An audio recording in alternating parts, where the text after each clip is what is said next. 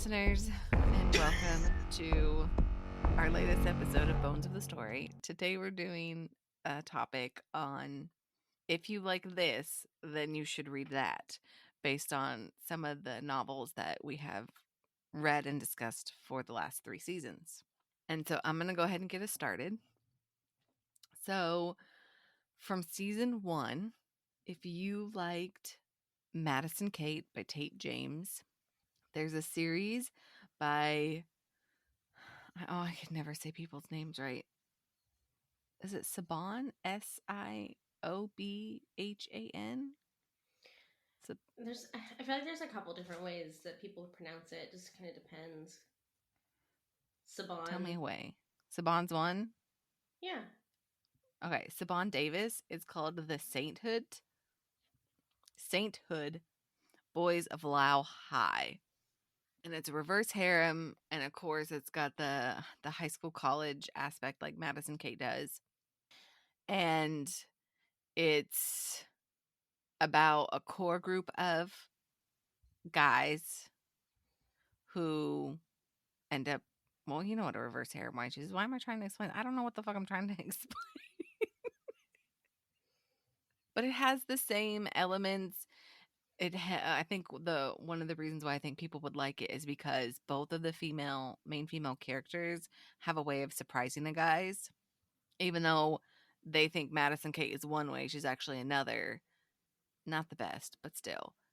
But in the Sainthood, the main female character turns out to be like a secret badass. Although she doesn't end up being a secret diamond heiress, she ends up being a secret badass.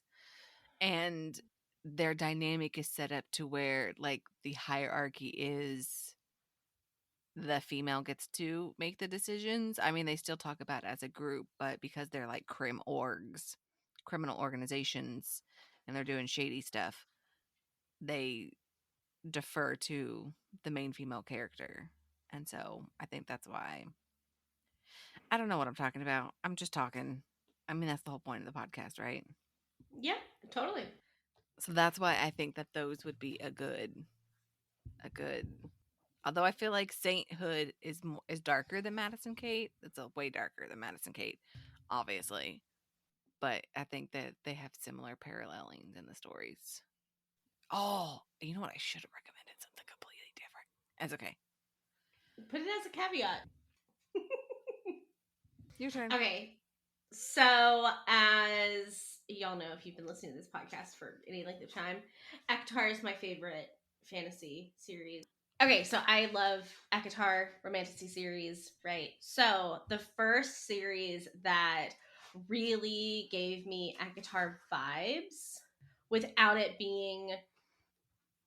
trying to be ACOTAR is Faye Isles by Lisette Marshall. It's so good. And I love that the main male character is mute. So they actually end up using, she ends up teaching him sign language and they communicate like that. Or, well, it's not called sign language in the series, but that's essentially what it is. And that's how they communicate through the majority of the series. It's adorable. It's fun. It's found family. It's breaking a curse. Everyone's shocked. It's, gosh, what? Breaking a curse. I'm shocked. That was my shock face. Oh, yeah. No. What else? God, the side characters are so great. I love them so much. I'm trying to think if there's anything. I really love the way the magic works in their world, too. It's very unique. It's not a magic system that I've seen in anything else. Have you seen the magic system in anything else? No, not like that. I've Yeah, read not like some that. epic fantasies that are not romantasy that like use breath, That's cool. and it's colorful, but like nothing like this. Yeah. So highly, highly recommend Faye Isles by Lisette Marshall. The fourth book, which completed the story for the first two main characters, just came out. So it's a completed series, and then she's doing 2 or 3 spin-off books of the side characters, and those will be coming out in coming months, years, whatever. We don't have a release date on the audio, do we? No, we do not have a release date on the audio. Your turn. The next one that I'm going to do is Sea of Ruin by Pam Godwin. We did that in season 2. And I actually have 3 recommendations for it because Sea of Ruin to me is like a modern, I say modernized. I mean, even though it's pirates and like set in the 1700s, it's kind of like the new version of a bodice ripper. And so I have 3 bodice rippers that I want to recommend that you can go either way. Each has varying degrees of darkness. They're still pretty, I would say, in the 4s to 5s, depending on which one you pick and levels of intensity. So the first one is, of course, the number 1 bodice ripper of all time, Stormfire by Kristen Monson. It's out of print. Good luck finding it. If you find a used copy, let me know. That's not like a bajillion dollars, so I can buy it. The second one is the second most popularized bodice ripper is Sweet Savage Love by Rosemary Rogers. And the third bodice ripper that I'm going to recommend is Devil's Embrace by Catherine Coulter. Again, high levels of intensity, darkness, scale of a 4. It's still kind of the same concept of a woman trying to navigate in a man's world in the time period that they are. Bad shit happens because bad people get a hold of her. Sometimes the bad shit happens from the main male character. The only difference between Sea of Ruin and at least the first 2 Rex is that they spanned years. So it's like a saga. It's like 10, 15 years, whereas in like Sea of Ruin was only like 3, which is why they're pretty long. But there are probably no triggers listed for these books because they were written like in the 80s and 70s. So if you have triggers for things on page, because they are on page, there's no shields. Please either reach out to us and I'll let you know, or Google. But they are very, yeah. I want to read them just to see, but I also don't think I'd be able to read them. I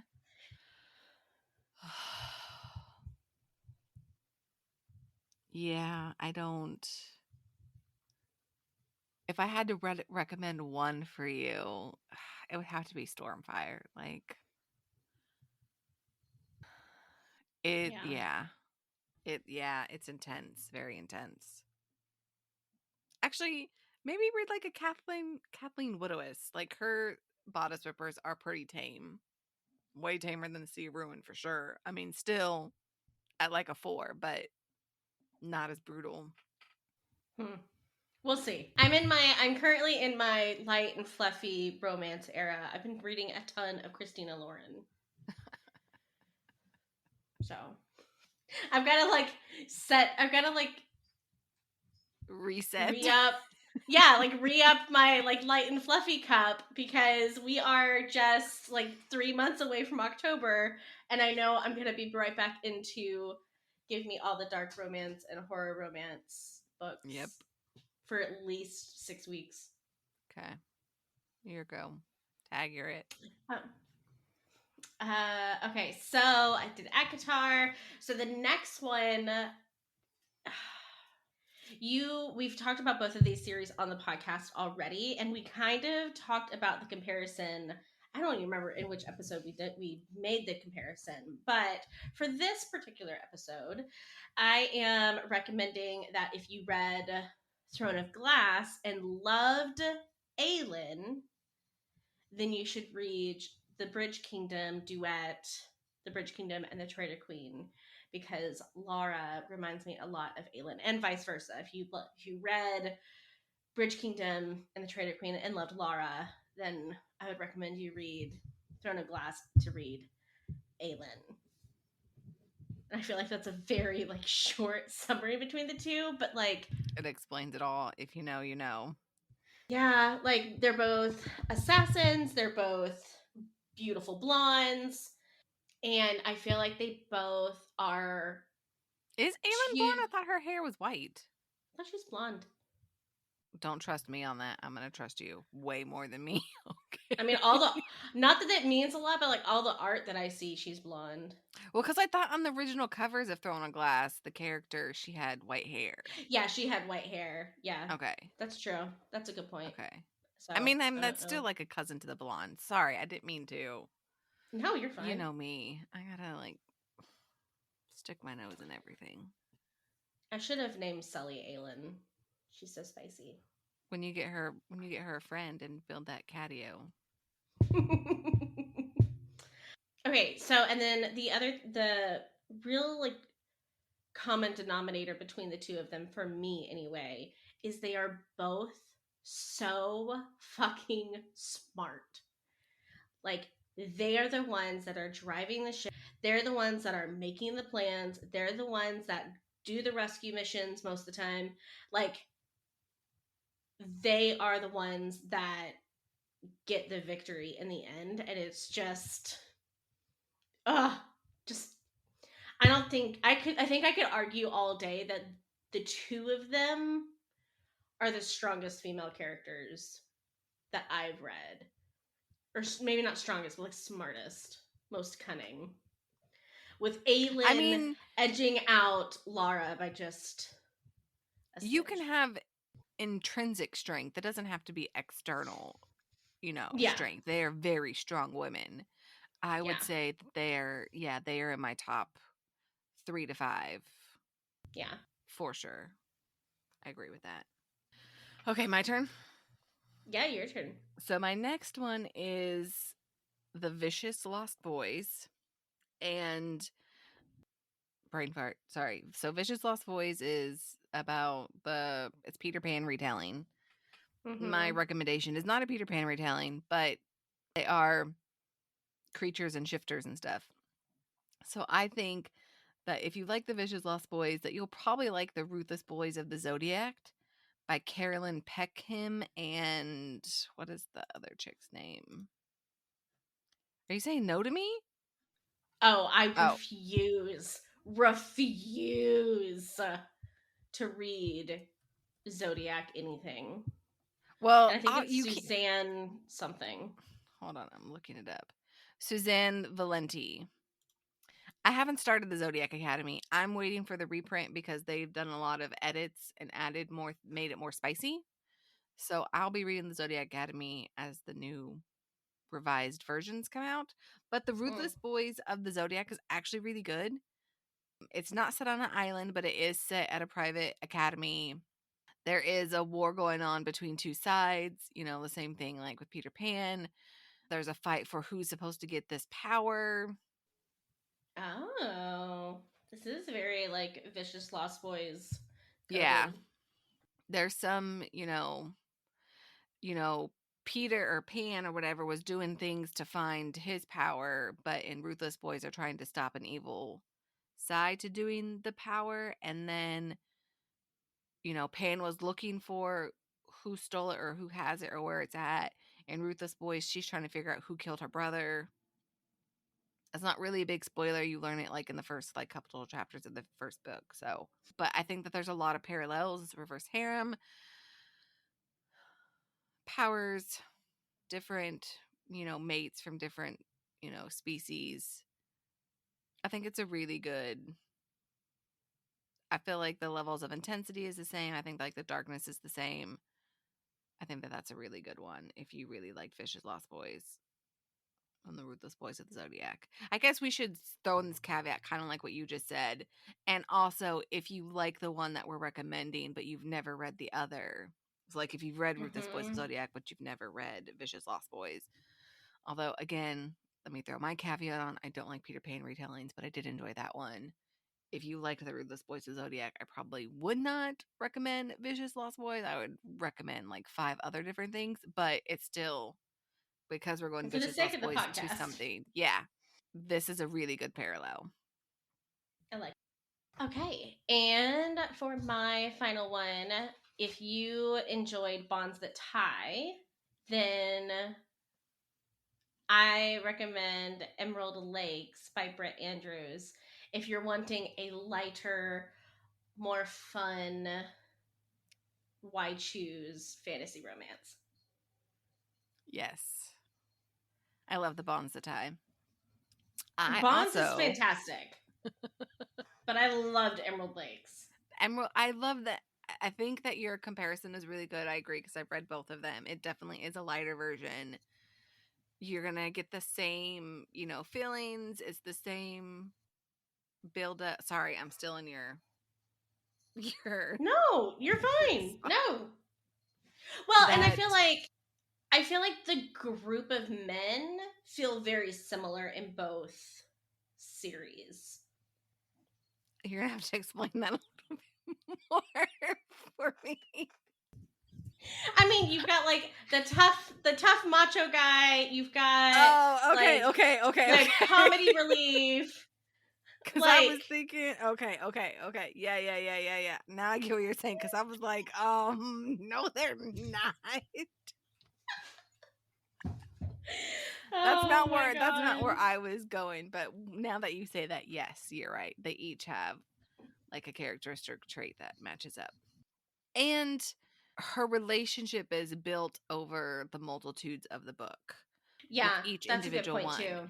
And I think that's very important with the reverse harem or why choose is that she builds not only the relationship as the group, but with each individual male. Yeah, A lot of reverse harems sometimes do that, sometimes don't. It's just all part of the group stuff. But right. with both of these series, you get that individual Yeah, building of the relationship. So yeah. Jen and I both picked this series because I also have one that I found that is still at the same bonds that might be a higher level. So the one that I'm recommending might be like one level under it. It's called the Evelyn Maynard Maynard trilogy by Kaydence Snow. I think that's what I wrote. I can't read my own handwriting. Why does that sound It's so familiar? it's the Vital Bonds trilogy, and this is the closest thing that I've come to. It's given me the feeling of bonds that tie with a reverse, harem. They have powers. People are trying to stop them because they don't want them to be more powerful. You have mates, bonds, whatever you want to call them. When they bond or mate together, their power grows. Like it's academy setting. Hmm. So the Vital Bond series is an academy setting. It's a school for the people that have powers, right? In the bonds, it's the gifted and the ungifted. It's kind of the same thing here. They have a special school where the gifted go, and that's where she meets her mates. Hmm. It's, there's a tragedy, just like the bonds with the main female character. She has a tragedy. She'll get there in a second, y'all. Tragedy? There you go. There it is. Yay. I think the glitch has been fixed. So like they have that turmoil from a past that helps, for the storyline, which is not bad. That's a whole other conversation. But it's actually the closest thing. So if you're looking for a shorter series that's not 6 books, it's just 3, I would recommend that I one. literally just downloaded the first book of that It's series. really good. I mean, We'll see you what know, happens because I can't read anything right now, but we'll see what happens. I really enjoyed it. I was really surprised how much I enjoyed it. I need to get out of Really. my book reading slump. Hey, I was in one for like 2 months, so I feel you. Yeah. Feel you. And I think that's all that we have. Did you have any more? I don't think so. I mean, I could go. I mean, I love this topic, so I mean, I feel like we could probably come up with some more, but that's all I came up with. Yeah, let's hold off. We can always do another episode, or we could do it live or something. Yeah, definitely. Toads my goats. Okay, it's all you, my lady. All right, y'all. What books of these comparisons have you read? Do you agree that if you recommended one, you'd recommend the other if you've read both? And we would love to hear what books you have read or are planning to read based on the things that we've read and or recommended. Tag us on Instagram at Bones of the Story, and we will see you next time. Thank you for joining us on the journey into the shadows of love, where dark romance stories come to light. We hope you enjoyed this episode of Bones of the Story as much as we did. If you did, don't forget to subscribe and leave a review. Your feedback means the world to us. And to stay updated on all things dark romance, follow us on social media. You can find us on Instagram, TikTok, and YouTube. We'd also love to hear from you. Share your thoughts, ideas, or even your own dark romance stories with us. Drop us a line at bonesofthestory@gmail.com. Remember, our next tantalizing episode is just around the corner, so keep your hearts open and your senses sharp. Until then, embrace the darkness and let the stories continue to stir your deepest desires. This is Misty and Jen, signing off from Bones of the Story.